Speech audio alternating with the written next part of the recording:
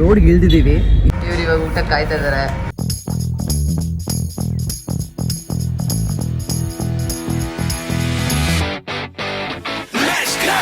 ನಮಸ್ಕಾರ. Ganesha Chaturthi concept vlog ಮಾಡೋಣ ಅಂತ ಸ್ಟಾರ್ಟ್ ಮಾಡಿದ್ವಿ. ಮುಂಜಾನೆ 3 ಗಂಟೆಗೆ ಶುರುವಾಗಬೇಕಿತ್ತು. ಯಾಕಂತಂದ್ರೆ ನಾವು ಫಸ್ಟ್ ಟೈಮ್ ನೋಡಿರೋದು ಈ ತರ ಮೇಕಪ್ ಆರ್ಟಿಸ್ಟ್ 3 ಗಂಟೆಗೆ ಬಂದಿರೋದು. ಒಂದು ಅದ್ಭುತವಾದ ಕ್ಷಣಕ್ಕೆ ಭಾರತವೇ ಸಾಕ್ಷಿಯಾಗಿದೆ. ಅವ್ರು 3 ಗಂಟೆಗೆ ಬಂದು ನಮ್ಗೆ ಎದ್ದೇಳಿಸಿದ್ರು. ಆಮೇಲೆ ಮತ್ತೆ ಒಂದು 2 ಅವರ್ ನಿದ್ದೆ ಮಾಡಿದ್ವಿ. ನಿದ್ದೆ ಮಾಡಾದ್ಮೇಲೆ ಸಡನ್ ಆಗಿ ಪ್ಲಾನ್ ಆಗಿದ್ದು. ಆಬ್ವಿಯಸ್ಲಿ ನನ್ನ ಎಲ್ಲ ಶೂಟ್ಸ್ಗಳು ಸಡನ್ ಆಗಿ ಪ್ಲಾನ್ ಆಗುತ್ತೆ. ರೋಡ್ಗೆ ಇಳ್ದಿದ್ದೀವಿ. ಇನ್ನೂ ಗೊತ್ತಿಲ್ಲ ನಾವು ಎಲ್ಲಿ ಏನು ಮಾಡ್ತೀವಿ ಅನ್ನೋದು. ಇನ್ನೂ ಕನ್ಫ್ಯೂಷನ್ ಸ್ಟೇಟಲ್ಲೇ ಇದ್ದೀವಿ. Why I don't understand. ನನಗನ್ಸುತ್ತೆ ಇವತ್ತು ಸ್ವಲ್ಪ ಕಷ್ಟ ಆಗುತ್ತೆ ಅಂತ. ಯಾಕಂದರೆ ಇನ್ನೂ ಗ್ಯಾರಂಟಿ ಇಲ್ಲ ಯಾವ ಪ್ಲೇಸಿಗೆ ಹೋಗ್ತಿದ್ದೀವಿ ಅಂತ. ಒಂದಷ್ಟು ಗಣೇಶ ಮಾಡೋ ಅಂಥ ಜಾಗಗಳನ್ನ ಹುಡುಕಾಡಿದ್ವಿ. ಎಲ್ಲೂ ನಮ್ಗೆ ಸಿಗಲಿಲ್ಲ ಬೆಂಗಳೂರಲ್ಲಿ.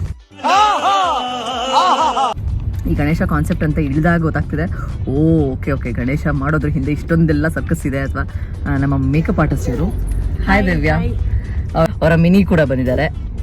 ಇಲ್ಲಿ ಈ ಕಡೆ ಆಕರ್ಷ್ ನಮ್ಮ ಕ್ಯಾಮ್ರಾ ಅಸಿಸ್ಟೆಂಟ್ ಇದ್ದಾರೆ. ಈ ಕಡೆ ರವಿ ಅವರು ಇದ್ದಾರೆ. ಫುಲ್ ಬ್ಲ್ಯಾಂಕ್ ಇದೆ ಎಲ್ಲರೂ ಮೈಂಡು. ಗೊತ್ತಿಲ್ಲ ಎಲ್ಲರೂ ಮೈಂಡ್ ವಾಯ್ಸಲ್ಲಿ ಏನೇನು ಹೋಗ್ತಿದೆ ಅಂತ. ಬಟ್ ನಾನಂತೂ ಕ್ಲಾರಿಟಿ ಆಗಿದ್ದೇನೆ ಏನು ಕಾನ್ಸೆಪ್ಟ್ ಅಂತ. ಬಟ್ ಜಾಗ ಸಿಗ್ಬೇಕಷ್ಟೇ. ಇಲ್ಲೆಲ್ಲ ಹುಡುಕಾಡಿ ಇವಾಗ ಆಲ್ರೆಡಿ ನಮ್ದು ಎಷ್ಟಾಗಿದೆ ಟೈಮು? ಓಕೆ 11:15 ಆಗಿದೆ. ನಾವು ಅನ್ಕೊಂಡಿದ್ದು ಅರ್ಲಿ ಮಾರ್ನಿಂಗ್ ಶಾರ್ಟ್ ಮುಗಿಸ್ಬಿಡೋಣ ಅಂತ. ಸೊ 11:15 ಆದ್ರೂ ನಮ್ಗೆ ಇನ್ನೂ ಒಂದು ಶಾರ್ಟು ಆಗಿಲ್ಲ. ಸುಮ್ಮನೆ ಹಿಂಗೆ ಲಾಂಗ್ ಡ್ರೈವ್ ಮಾಡ್ತಾ ಇದ್ದೀವಿ. ಒಂಥರ ಫನ್ ಡ್ರೈವಿಂಗ್ ಮಾಡ್ತಾ ಇದ್ದೀವಿ.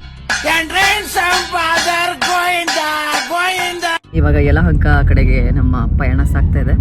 ಅಲ್ಲಿ ಯಾರಾದರೂ ಒಂಚೂರು ನಮಗೆ ಜಾಗ ಕೊಟ್ಟರೆ ಕರುಡೆ ತೋರಿಸಿ ನಮ್ಮ ಕಾನ್ಸೆಪ್ಟ್ ಏನೋ ಮಾಡ್ಕೊಬಿಡೋಣ ಅಂತಿದ್ದೀವಿ. ಫೈನಲಿ ನಾವು ಬಂದಿದ್ದ ಪ್ಲೇಸೇ ಬೇರೆ, ಬಟ್ ನಮ್ಗೆ ಸಿಕ್ಕಿರೋ ಪ್ಲೇಸೇ ಬೇರೆ. ಅದೇನೋ ಅಂತಾರಲ್ಲ, ಒಳ್ಳೆ ಮನಸ್ಸಿರೋರಿಗೆ ಖಂಡಿತ ಒಳ್ಳೆ ಜಾಗಗಳನ್ನ ತೋರಿಸೋನ್ ದೇವರು ಅಂತ.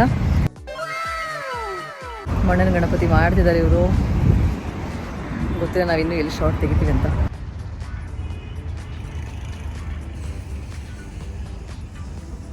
ಇವ್ರು ಪಾಪ ಇವತ್ತು ವೆಜ್ ತಿಂತಾ ಇದ್ದಾರೆ. ಇವ್ರು ಇವಾಗ ಊಟಕ್ಕೆ ಕಾಯ್ತಾ ಇದ್ದಾರೆ. ಊಟ ಆಯ್ತಾ? ವೆಜಿಟೇಬಲ್ ಫ್ರೈಡ್ ರೈಸ್ ಅಂತಂದ್ರೆ ಅವ್ರು ವೆಜಿಟೇಬಲ್ ಬಿರಿಯಾನಿ ಅಂತ ಹೇಳ್ತಾ ಇದ್ದಾರೆ. ಯಾಕಂದ್ರೆ ಅವ್ರ ಮನಸ್ಸು ಬಿರಿಯಾನಿ ಅಂತ ಹೇಳ್ತಾರೆ. ಇವ್ರು ಪಾಪ ಕೈಮಾ ಬೇಕಂತ ಇವ್ರಿಗೆ.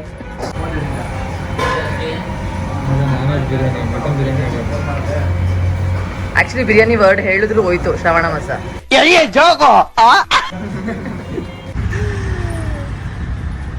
ತೆಗಿತಾ ಇದ್ದೀನಿ. ಅಲ್ಲ ಇದು ಹಿಂಗೆ ತೆಗೆದಾಗಲ್ಲ, ಹಿಂಗೆ ತೆಗೆದು ಅವಾಗ ಅದು ಬಿಟ್ಕೊಡುತ್ತೆ. ಫುಲ್ ಹಂಗೆ ಮಾಡಿ. ಬಂತಾ? ಅಯ್ಯ ವಾವ್ ಸೂಪರ್. ಸಿಕ್ಕಾಪಟ್ಟೆ ಖುಷಿಯಾಗಿದೆ. ನನಗೆ ಏನು ಮಾತಾಡ್ಬೇಕಂತ ಗೊತ್ತಾಗ್ತಾ ಇಲ್ಲ. ಫುಲ್ ಸುಸ್ತಾಗಿರೋದು.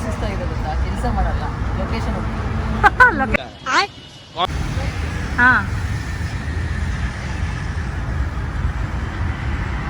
ಏನೋ ಇಂಗ್ಲೀಷು ಗುರು. ನಿಮ್ದು ಇಂಗ್ಲೀಷ್ಗೆ ಬರ್ತೈತೆ. ವಾವ್ ಸಖತ್ತಾಗಿ ಬಂತು. ಏನೋ ಬೇರೆ ಥರ ಇದೆಯಲ್ಲ ಇದು. ಏನೋ ಶೇಪಾ ಇನ್ನು ಸ್ವಲ್ಪ ಪುಷ್ ಮಾಡ್ಬೇಕು. ಏನು ಅರ್ಥವೇ ಆಗ್ತಿಲ್ವೇ ಈ ಕೇಸು? ಇದನ್ನ ನಾವು ಬಿರಿಯಾನಿ ತಿನ್ವಲ್ಲ ಹೋಟ್ಲು, ಅದ್ರಲ್ಲಿ ಹೋಗಿ ತಟ್ಟೆಲಿ ಇಟ್ಬಿಡ್ಬೇಕು. ಗೊತ್ತಾಗಲ್ಲ ಬೇಗ ಸಡನ್ ಆಗಿ ನೋಡಿದ್ರೆ. ಸಡನ್ ನೋಡ್ರೆ ಗೊತ್ತಾಗಲ್ಲ. ಏನು ಹೇಳಕ್ಕೂ ಒಂದಿದೆ ಬಾಯಿ ಇದೆ ಅಂತ ಏನ್ ಬೇಕಾದೇನ್ ಬೇಡದ?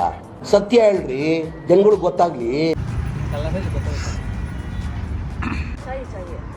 ದಿವ್ಯಾ ಅವರು ನಾನು ಕೊಲಾಬ್ ಮಾಡ್ಬೇಕು ನಿಮ್ಮ ಜೊತೆ ಅಂತ ತುಂಬ ದಿನದಿಂದ ಹೇಳ್ತಾ ಇದ್ರು. ಆ್ಯಂಡ್ ನಾನು ಕಾನ್ಸೆಪ್ಟ್ ಹೇಳಿದಾಗ ಅವ್ರಿಗೆ ಓಕೆ ಆಯಿತು.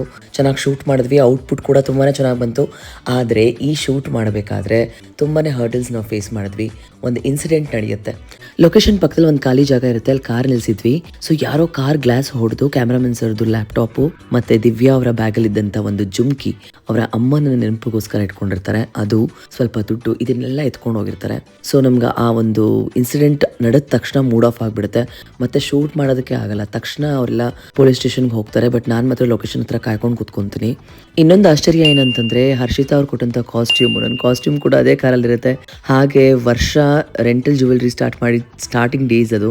ನಾನು ಈ ಥರ ಒಂದು ಕಾನ್ಸೆಪ್ಟಿಗೆ ಬೇಕು ಅಂತ ಕೇಳಿದ ತಕ್ಷಣ ನೀಟಾಗಿ ಎಷ್ಟೊಂದು ಜ್ಯುವೆಲ್ರಿನ ಒಂದು ಬಾಕ್ಸಲ್ಲಿ ನೀಟಾಗಿ ಪ್ಯಾಕ್ ಮಾಡಿ ಕೊಟ್ಟು ಕಳಿಸಿದ್ರು. ಅದು ಕೂಡ ಕಾರಲ್ಲೇ ಇತ್ತು. ನನ್ನ ಟೆನ್ಷನ್ ಏನಂತಂದರೆ ಕಳ್ಳರು ಇದನ್ನು ತೊಗೊಂಡು ಹೋಗ್ಬಿಟ್ಟಿರ್ತಾರೆ. ಸೊ ಮುಗೀತು ಕತೆ. ಇವಾಗ ನನಗೆ ನನ್ನ ಮೇಲೆ ಬರುತ್ತೆ ಎಲ್ಲ ಆ್ಯಂಡ್ ನನ್ನ ತಲೆ ಮೇಲೆ ಬರುತ್ತೆ ಅಂತ. ಬಟ್ ಅವ್ರು ಅದನ್ನ ಎರಡನ್ನೂ ಬಿಟ್ಟು ಹೋಗಿದ್ರು. ಕೊನೆಗೆ ಸ್ಟೇಷನ್ ಎಲ್ಲ ಹೋಗಿ ಕಂಪ್ಲೇಂಟ್ ಎಲ್ಲ ಕೊಟ್ಟು ತಿರ್ಗಾ ವಾಪಸ್ ಬಂದು ಈ ಒಂದು ಕ್ಲಿಪ್ಪಿಂಗ್ ಬ್ಯಾಲೆನ್ಸ್ ಇದ್ದಿದ್ದನ್ನ ನೈಟಲ್ಲಿ ಶೂಟ್ ಮಾಡಿದ್ವಿ. ಔಟ್ಪುಟ್ ಮಾತ್ರ ಎಕ್ಸ್ಟ್ರಾಡಿನರಿಯಾಗಿ ಬಂದಿದೆ. ನೀವೆಲ್ಲರೂ ನೋಡಿರ್ತೀರ ಗಣೇಶ ಹಬ್ಬದ ರೀಲು. ಬಟ್ ಈ ಒಂದು ಇನ್ಸಿಡೆಂಟ್ನ ಖಂಡಿತ ಮರೆಯೋದಕ್ಕಾಗಲ್ಲ. ಏನಿದು? ನಿಮಗೆ ಕೇವಲ ಒಂದು ರೀಲ್ ಅಷ್ಟೇ, ಆದರೆ ಆ ರೀಲ್ ಮೇಕಿಂಗ್ ಹಿಂದೆ ಎಷ್ಟು ಜನದ ಶ್ರಮ ಇರುತ್ತೆ ಅದು ಆ ಟೀಮಿಗೆ ಮಾತ್ರ ಗೊತ್ತಿರುತ್ತೆ. ಒಬ್ಬರು ಎಫರ್ಟ್ಸ್ ಹಾಕಿ ಮಾಡಿರುವಂಥ ಕೆಲಸಕ್ಕೆ ಅಥವಾ ವಿಡಿಯೋಗೆ, ರೀಲ್ಗೆ ಸಾಧ್ಯವಾದರೆ ಒಳ್ಳೆ ಮನಸ್ಸಿದ್ರೆ ಲೈಕ್ ಮಾಡಿ, ಅಪ್ರಿಷಿಯೇಟ್ ಮಾಡಿ. ಯಾವುದೇ ಕಾರಣಕ್ಕೂ ಅವ್ರನ್ನ ಡಿಮೋಟಿವೇಟ್ ಮಾಡುವಂಥ ಹೇಟ್ ಕಮೆಂಟ್ಸ್, ಹಾರ್ಶ್ ಕಮೆಂಟ್ಸ್ಗಳನ್ನ ಹಾಕಬೇಡಿ. ಬದುಕೋದಕ್ಕೂ ಬಿಡಿ. ಮತ್ತಷ್ಟು ವಿಡಿಯೋಗಳಿಗೆ ಸಬ್ಸ್ಕ್ರೈಬ್ ಮಾಡಿ. ಇಷ್ಟ ಆದರೆ ಮಾತ್ರ ಲೈಕ್ ಮಾಡಿ. Thank you.